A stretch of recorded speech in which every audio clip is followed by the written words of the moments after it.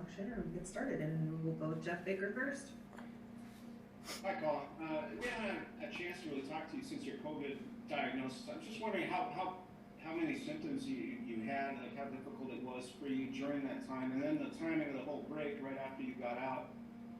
I'm just wondering how much time you've had to really skate or work out, try to stay in game shape at all over the last few weeks. Yeah, I unfortunately got hit pretty bad by COVID. I probably had 5 days of really bad symptoms, and then 5 days, pretty mild like everybody else. So I got pretty sick from it. That's probably why you haven't seen me in a little bit. And then right when I got cleared to come back, I everything got shut down. So I brought my hockey bag back home for the holiday break. So I was able to skate 3-4 times. So I actually feel pretty good. I've kind of got the cobwebs out, but it was good to kind of get into a skate just because of weather and stuff. It was a long travel day yesterday, so unfortunately I wasn't able to get back for practice, but I was able to, I skated one time with the guys before I left for break, and then was able to get on the ice back home over the break, like I said, 3 or 4 times. So I feel pretty good right now. Where were you flying in from, and just how important was it for you to get back home, given everything you'd just gone through with the COVID? Yeah, I went back. I went back to Milwaukee, Wisconsin, so it was good to. I was able to find a handful of ice out there, which was nice. I went back there for the holidays, and it was kind of one of those things where if I didn't bring my bag home or find some ice, everything was shut down here. So I decided to leave a little bit earlier than I originally anticipated. I just. The first half of the year has been, something to forget so far for me. So I was able to just kind of one of those things where I needed to get back on the ice as soon as possible. And, I had already missed almost 2 weeks with COVID, and then I couldn't really sit out another week. So I was happy that I was able to make it work and get in the ice that I could and kind of get my legs back under me. And now, lucky to get probably 3+ practices before you get to play a game or anything along those lines. So that makes the world of a difference. Ryan Clark. Colin, you probably understand better than anyone what it's like to have this stop-start season. So, A, how do you manage everything that's going on? And B, when you see the latest with TANF, the fact that you're now at 6 teammates in COVID protocol, and even the Checkers have players who are in COVID protocol, how the hell do you go about managing everything and honestly trying to stay safe? Yeah, I think that's number one is stay safe. Just trying to look out for, the other guys in the locker room too, and try to wear a mask around, just try to prevent, I guess, the best we can from everything spreading. And I think that's pretty important. I'm just trying to manage it because we just got to figure out how to kind of live with this going through and going around right now. And it's definitely not easy. It's pretty challenging. And we've had a couple of instances already in the season, and kind of the mentality was just next man up kind of mentality.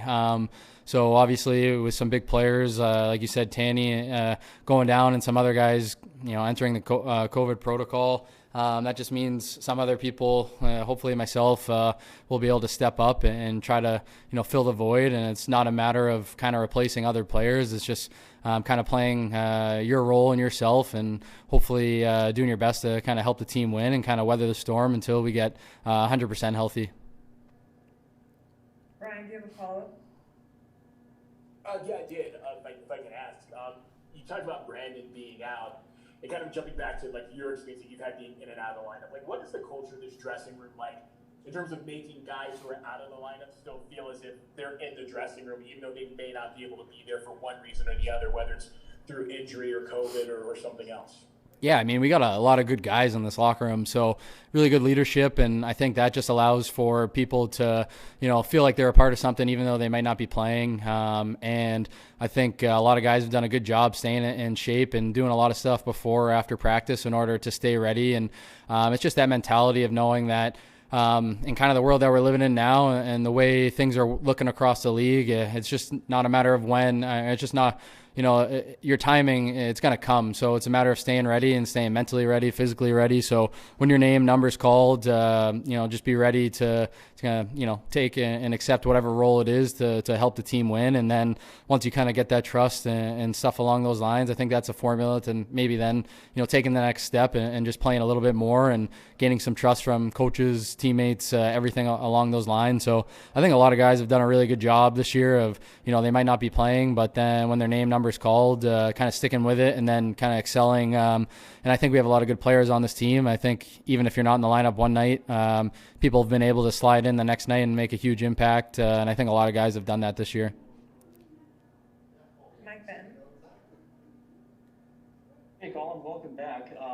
When in COVID protocol, some guys say they use workout bands, others say they texted their teammates, there's Netflix. So as you got better, what can you share about your challenges to maintain just from a mental standpoint and an emotional standpoint for that time off before finally coming back? Yeah, I mean, I didn't touch a weight or workout. I struggled kind of doing my laundry. I was pretty sick, to be quite honest with you. So I didn't do really anything. I watch a lot of Netflix, and then I also I play NBA 2K every now and again. I brought the Supersonics and an expansion draft back to Seattle. So I was kind of busy doing that and just kind of watching some Netflix shows and just trying to stay busy. I slept a lot. So I kind of did a little bit of everything from playing some video games and watching some Netflix shows.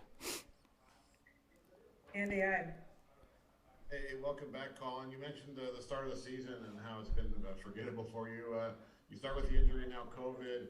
You mentioned like getting back physically, but what about the mentally? Like, how do you stay focused when you're away from the team due to those injuries? And how anxious are you to get back on the ice and maybe get like the rest of the season where you can play consistently? Yeah, no, 100%. I'm itching to kind of get back on the ice. So today was awesome for me. It was really exciting, even just to be around the guys a little bit longer and then jump into some drills. Even when I skated over the break, skated with a small group and, did a lot of skills stuff and wasn't quite like the flow drills and stuff that you do out here. So that's really good to kind of get your lungs back after COVID and also to get your feet underneath you again. But mentally, it's just knowing that, for me, it's always just if you put in the work, there's kind of no regrets about it. So whether it's off the ice, on the ice, kind of working some of that stuff. I think if you put in the work physically, knowing that I'm prepared, whatever my name and number is called, I'm kind of going to have no regrets about it from that standpoint. And mentally, just knowing that the way the season has gone for me personally, but also kind of throughout the league where things change every single day, you kind of have to be mentally focused, mentally sharp. And I think that's one thing that I think our guys have done a really good job about. And, I'm trying to get better at that stuff every single day. So for me, my role is kind of, changed a lot throughout the course of the season so far. I've played a couple different positions. So at the blink of an eye, a lot of things can change. And I think this year has been a perfect example of that. And for me personally, it's not how you start, it's how you finish. That's kind of been my mentality my whole entire life. So even though it's kind of been not the start I envisioned, I'm really looking forward to getting back out there, getting back into some games and kind of getting around the guys a little bit more and hopefully having a little bit better of a second half. Let's go last one here, Jeff Baker. Again, sorry to double dip.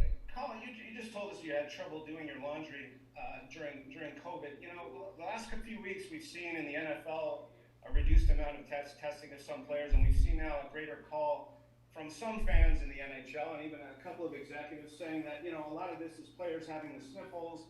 It's really not that serious. Maybe we shouldn't be looking at testing players as rigidly as we are. I'm wondering what you think about that, given your experience that you've gone through. If you think that this is something that the league should be taking very seriously or what you might say to some of these people who just say it's folks with the sniffles.